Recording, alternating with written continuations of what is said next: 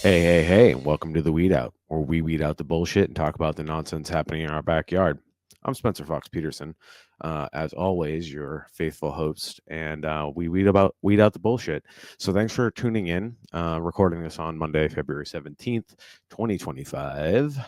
We are in the midst of some chaos. The fascists have taken over. They have the government, and they're doing what they do. And the opposition, to quote Leader Jeffries of the Democratic Party, says, "Where is our leverage? What is our leverage?" And as always, the Democrats' routine of good cop, bad cop. The Republicans, when they're in the minority, they can do stuff. When the Democrats are minority, they can't. Don't know why. I can guess why. But already seeing some alarming stuff trickle down to the local level. And I also just want to highlight some other stuff. It's Monday, February 17th. We've had some crazy weather, a lot of snow, a lot of ice, and the roads are pretty impassable today. And that's what, listen, crazy storms happen. Mother Nature does it. But, with what's going on, all these DOGE cuts, though not seemingly connected to the bad weather, it's not, I don't have a direct correlation, but I want to point out our priorities. And, the fact that people still have to go out in this weather because we don't have systems in place to make sure people can just chill for a couple days until the weather gets better, like this go of individualism, capitalism, whatever you want to call it. It's really backwards thinking sometimes. It's super inefficient, in my opinion. Sometimes it's better to just do nothing and wait until the snow melts. Like, but we can't do that because everybody's living on the edge, need to go to work, need to pay their bills, and there is no safety net. And with DOGE and Trump and these right-wing ideologues, these technocrats, they want to privatize everything, destroy everything that we have. It's not great, but you know what? They're not cutting fucking police. They never cut police. These cop cities are popping up all over the country, the most famous ones in Atlanta, but there's 80 sites that have been proposed or started building since 2020. So the unrest of the pandemic, George Floyd uprisings, and just the coming climate crisis. The solution is always going to be policing in prisons. For example, I'm going to pull up an article. Core Civic, they're a private prison company, and let's just say they're really excited about what's coming up. So they're a private prison. I'm pulling up an article from ABC News here. Excuse me. And basically, it says this is an exciting time. It's an exciting time. Why would that be? Well, Trump is talking about criminalizing, immigrants, et cetera, et cetera. So this article pulled up here. Executives at a private prison firm, Core Civic, expect significant growth due to Trump policies. Now, Core Civic, to my knowledge, does not operate in Massachusetts, right? But, we've had a lot of issues in our Massachusetts jails, and I wouldn't be shocked as them down the line, because that has been what austerity policies have gotten us to this point. I think all prisons should be abolished. So, I'm really operating on a different argument, but a lot of these neoliberals will push for companies like this because it's more cost effective when it really isn't. They have minimum bed requirements. So basically, you got to keep the beds filled, rounding up poor people, immigrants, anybody who's deemed a criminal or undesirable. So, according to ABC News, they anticipate the Trump administration's new immigration policy will lead to, quote, the most significant growth in the company's history over the next several years. I've worked at Core Civic for 32 years, and this is truly one of the most exciting periods of my career, CEO Damon Hinniger said on Tuesday on the company's earnings call. We anticipate significant growth opportunities, probably the most significant growth in our company's history over the next several years. Now, like I said, there's not, to my knowledge, a Core Civic prison in Massachusetts. I believe we don't have private prisons here, but the growth of private prisons over the years has just been growing, and wouldn't be shocked if, more tent cities or concentration camps pop up and being managed by these companies. It's quite evil.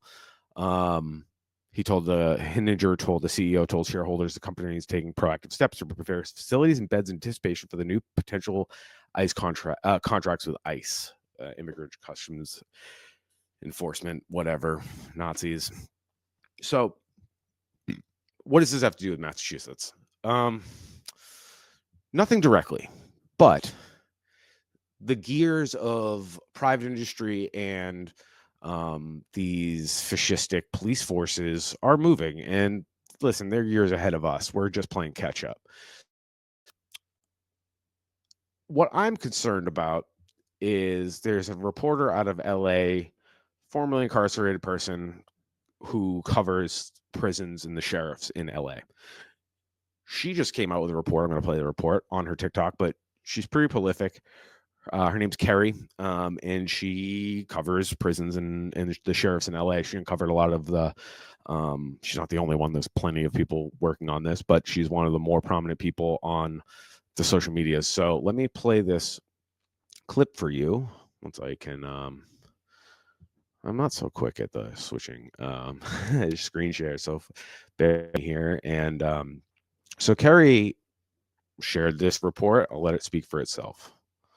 So last week, abruptly, several top federal prison officials announced that they are suddenly retiring in the next few weeks. This includes the acting director that took over after the Trump administration fired the existing federal prisons director. There was no reason given, and the Federal Bureau of Prisons did not respond to my request for comment, but this is a copy of the email that was sent internally to prison staff.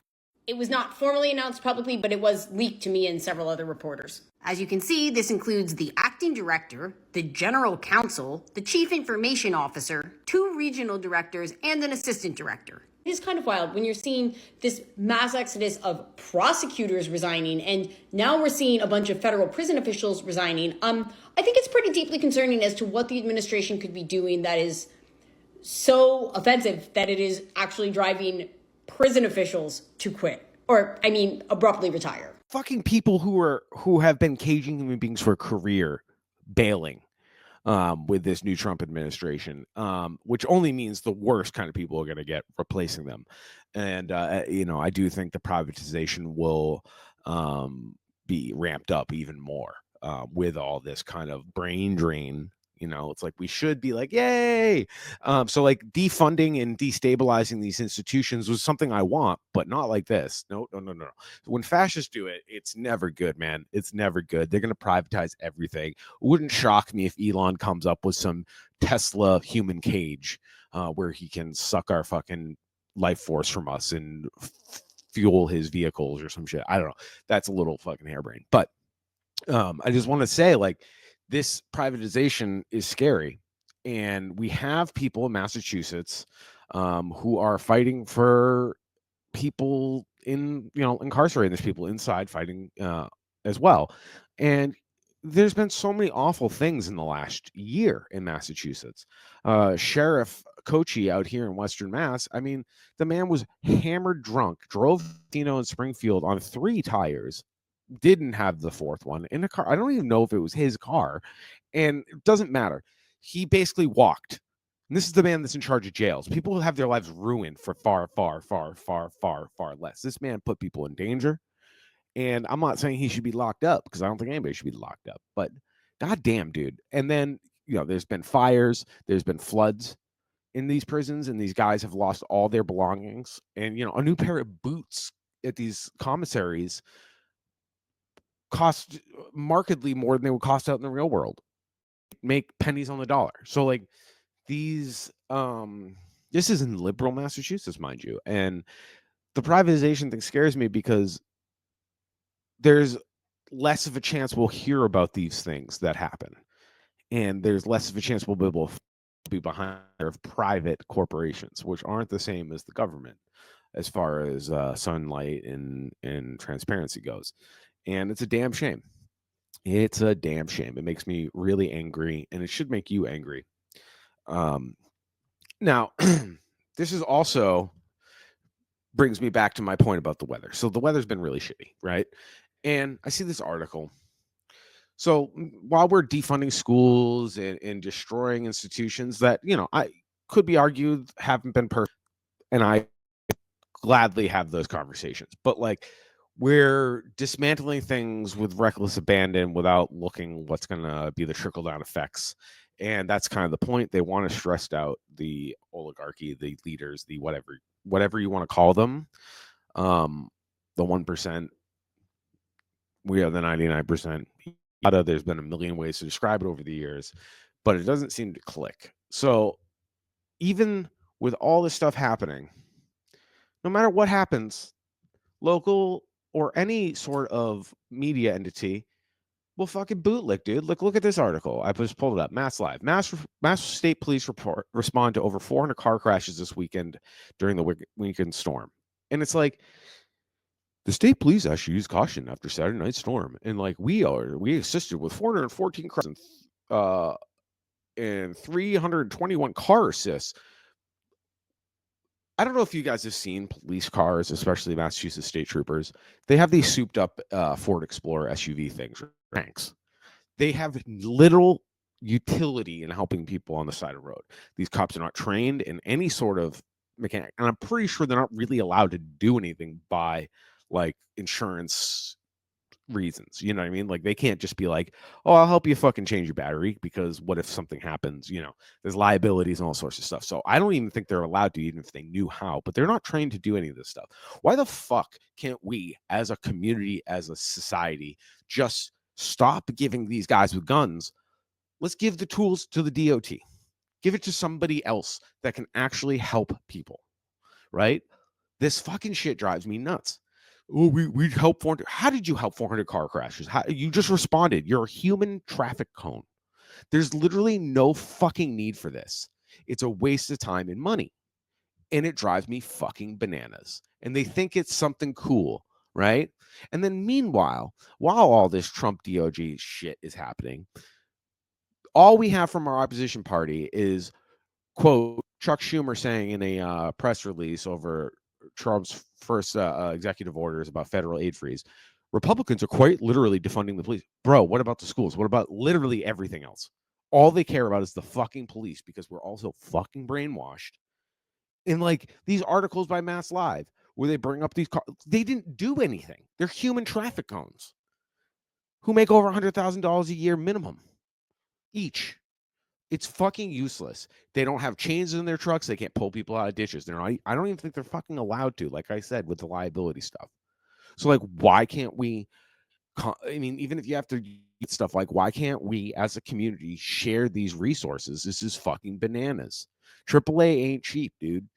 And then oh God, it drives me insane.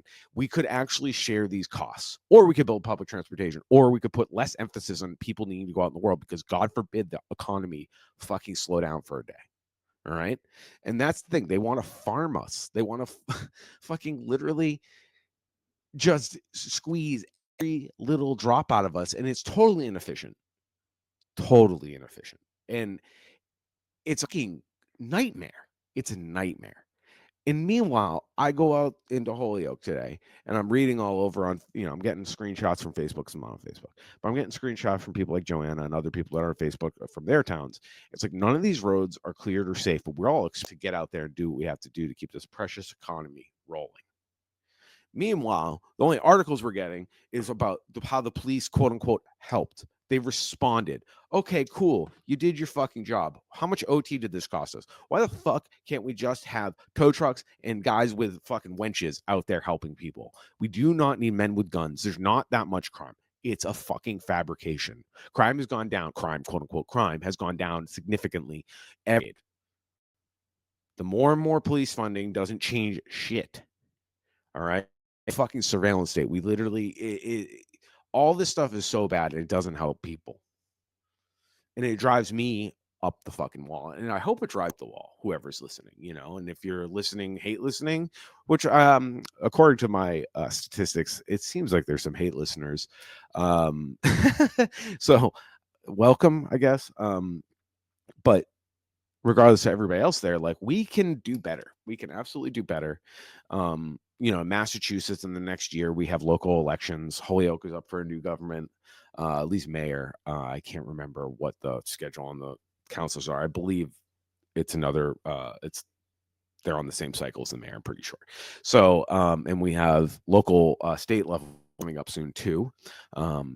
There's plenty of organizations that are contacting, the representatives and trying to go through the proper channels, quote unquote, things like no cost calls, right? And they're still fighting to make sure this policy falls through and stays, because it's not, there's never a fucking victory of this stuff. It never fucking stops. So if you want to help, always feel free to reach out to us at the Weedout.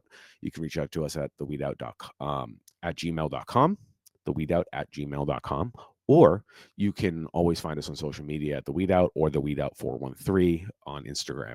So, and TikTok. And we check our DMs. So if you have any questions or would like to help, or you have something to offer, maybe we can help you find a group of people that are working in that direction or could use your help. So please always feel free to reach out to us. We're a hub. We try to be a hub for the community, for Western Mass, for the Berkshires, Holyoke, and beyond.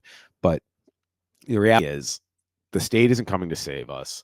These oligarchs are trying to dismantle things and push things towards privatization. Specifically, Elon Musk. He's the lightning rod. He's the one we see. How many billionaires exist that we don't know? There's probably like 1,700, 1,800 or something in the world. But like, how many Harlan Crows did we never heard of before? And he just went away. Harlan Crow, if you don't remember, is one of the guys that's accused of paying off Supreme Court justices, billionaire out of Texas, has money from oil, because fucking every billionaire has. And he had collects Nazi memorabilia. And so like, Elon Musk is a Nazi. The Nazis were extracted out of Europe at the end of World War II. A lot of them came to the United States or went to South America.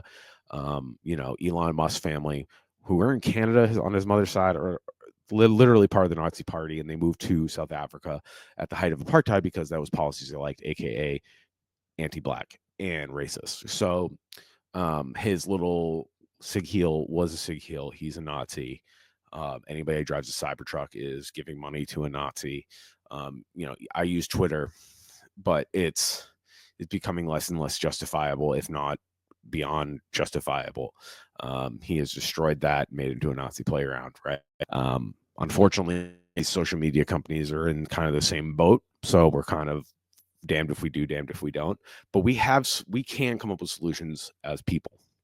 So keep the faith, keep hope, just keep doing what you can do. Don't give in despair. Don't comply in advance. That's what they want. So anybody, if say you were our federal contractor, I would say quit your job normally, but at least make it fucking hard for these people. Don't just walk out, don't just take their severance.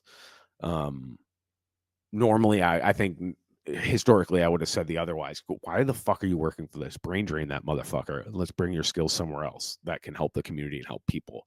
But right now, you should definitely be fucking with these oligarchs that are trying to gut institutions and privatize everything, because that's really the end game. They want to privatize everything. And most of this country is privatized, but there's a few things left that they want to get their hands on. Medicare, fucking Social Security, any sort of government services. They want to privatize. They want to make money. They want to fucking company towns again. They want to build these little technical feudal lords, technocratic freaks, whether it's Peter Thiel, Elon Musk, the list goes on, Mark Zuckerberg, even to Mark Cuban. There's no good billionaire. They're all bad motherfuckers. And we're being inundated. Love your police. They're your heroes. They're not. Nobody's a hero. We're all just part of the society that are trying to work together. And this is a lot of division, and it's historically always been the case. So you have to start breaking down your preconceived notions. You have to start questioning, why is this on my screen? You have to start looking into what media literacy is. And it's hard, and we're going to be wrong. You're going to be wrong. You're going to make mistakes. But how do you deal with mistakes? How do you deal with mischaracterization? How do you deal with misunderstanding?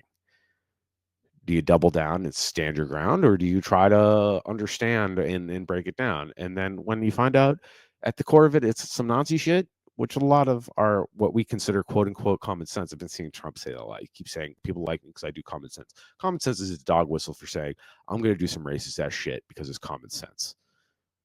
Common sense doesn't exist. It's not a thing. It's something fucking assholes say because they can't accurately describe what's going on and they just want to fucking throw a hammer through everything. That's what common sense means. It's a dog whistle for a bunch of assholes. Well, the weed out. I just want to say thank you for listening. Thank you for tuning in. Thank you for letting me try to connect some dots I see in the world. And remember, help your neighbors. If you can, you got a free moment, go chop some ice, help them out, help your elderly neighbor get their groceries out of their car. That's how we make a stronger, better community. Okay. And remember, there are local elections. So if you want to help, there's a million ways to help. There's a million ways to push these politicians while they're asking for votes to push their policies in a direction that's good for all. And good for all generally means fuck the billionaires, fuck the rich people in your town. All right, fuck them. They don't deserve more because they quote unquote hoard more. They're not special. They're lazy. They're parasites. So when you hear landlords bitching, laugh at them. You know, so do what you can. Keep weeding out the bullshit. All right. And feel free to always contact us at theweedout@gmail.com or on all the social medias. You can always DM us. And you can also go to our website, www.theweedout.com. And as always, keep weeding out the bullshit.